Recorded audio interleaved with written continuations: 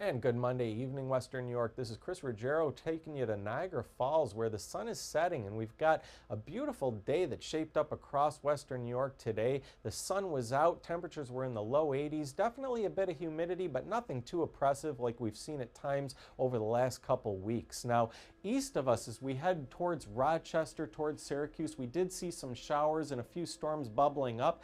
That has stayed off to our east throughout the day. Now, we've been pretty clear here in Western New York, but we are finally starting to see the cloud cover and a few pop-up showers, maybe a rumble of thunder making its way in towards the eastern end of Lake Erie. And as we zoom out, we can see the culprit, this cold front draped across Ontario, Michigan, parts of northwest Ohio into Indiana. And this is really bringing that lift and that instability that's going to be necessary for us to get some of those showers and storms overnight and into the day on Tuesday.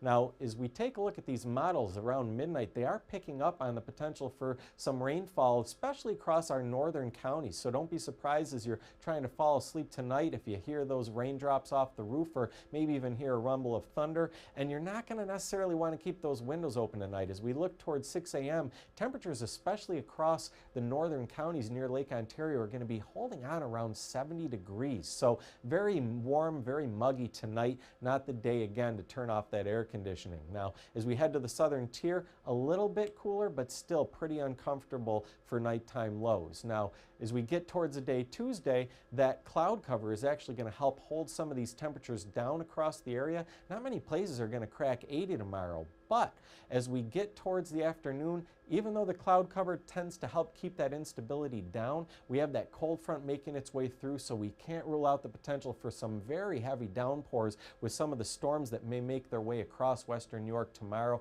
and even the potential of some severe thunderstorms. And we'll take a look more at that in a minute. Across the northern counties, there might be a few showers holding on into the late day on Tuesday, but then overnight into Wednesday, that's about it. This cloud cover and these last few showers are going to start pushing out throughout the day Wednesday, giving us a whole different story for the second half of our week. Now, these are a couple little slivers here across extreme Western New York that are not covered under the marginal risk for severe weather on Tuesday, but be ready anyways with an umbrella. You definitely may get rained on. Now, as we take a look, if you are looking for what the severe impacts could be tomorrow, flooding is a potential. We had some heavy storms training over parts of Niagara County on Sunday that led to some significant flooding in areas. Winds could definitely be a problem, and even the potential for some hail across portions of Western New York with some of these storms. Now, if you're heading out to Food Truck Tuesday, again, be ready to dodge a few raindrops, but temperatures should be pretty comfortable holding on in the 70s. And then as we get into the rest of our week, on Wednesday, we've got our kickoff day to the Niagara County Fair, and that day is just going to get more beautiful as it goes on. Thursday and Friday, just gorgeous temperatures, sunny weather. Saturday, I'm going to be actually out at the Niagara County Fair with the Niagara SPCA, trying to get some volunteers for our foster program. And then Sunday, that temperature jumps up to 86 degrees. I'll be out at Veg Fest running my first 5K in over 20 years. Probably not the right day to pick to do that, but hopefully I get done before those temperatures soar up into the 80s.